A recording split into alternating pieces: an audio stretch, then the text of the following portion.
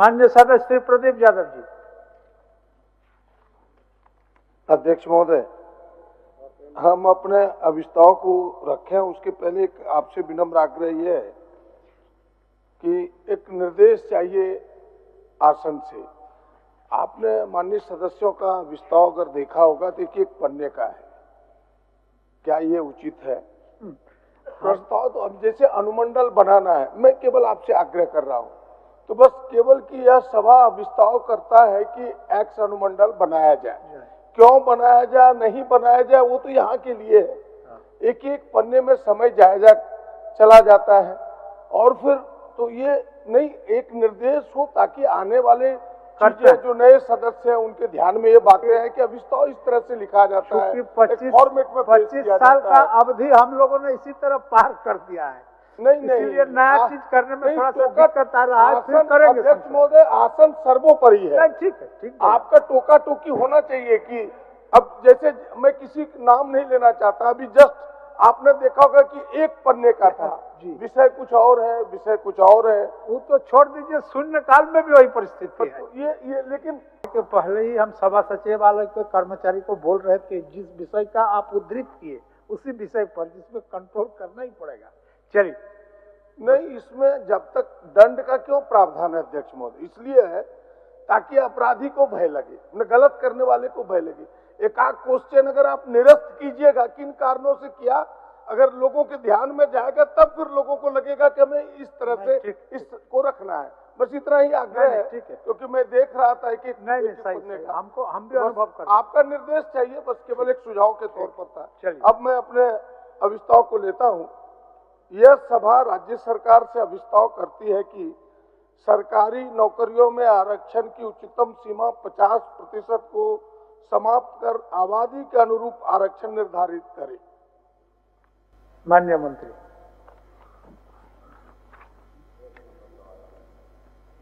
माननीय अध्यक्ष महोदय, माननीय सदस्य जिन बातों की ओर हम लोग का ध्यान आकृष्ट किया है, इस संदर्भ में मैं इतना कहना चाहूँगा माननीय सदस्यों कि हम लोग ने इस संदर्भ में आरक्षण विधेयक से संबंधित बिल विधानसभा से 2022 में ही पारित कर दिया है और हम लोग ने 77% आरक्षण का उल्लेख किया है। महामहिम राज्यपाल कार्यालय द्वारा 2/4/2024 को महामहिम राष्ट्रपति महोदय के अनुमोदन के लिए भेजा गया है, ये मेरी जानकारी में।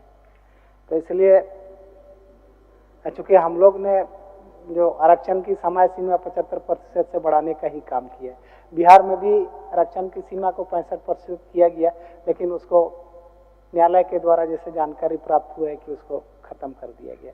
इसीलिए जिस रूप में विधानसभा से हम लोग ने पारित करके भेजा है कि इसको 99 शेड्यूल में शामिल करते हुए भारत सरकार इस पर सहमति दे ताकि यह लागू हो सके। इसलिए माननीय सदस्य को मैं आश्वस्त करता हूं कि हम लोग सब मिलकर प्रयास करें भारत सरकार में, ताकि निश्चित रूप से जो राज्य का भविष्य को हम लोग चाहते हैं, माननीय हमारी सरकार, माननीय मुख्यमंत्री का जो इच्छा है उसको हम लोग मिलकर पूरा करेंगे।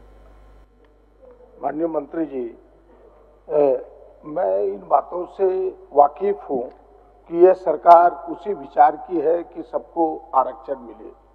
मैं उस बात पर एतराज नहीं जता रहा हूँ और मुझे पता है कि दो बार इस विधानसभा से आपने पारित किया, हमने इस सरकार ने पारित करके राज्यपाल के यहाँ भेजा, महामहिम राज्यपाल ने राष्ट्रपति के यहाँ भेजा, ये सारी चीजें हैं।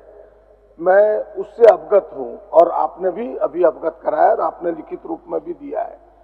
मैं मांग को दूसरे रूप में रखा हूँ।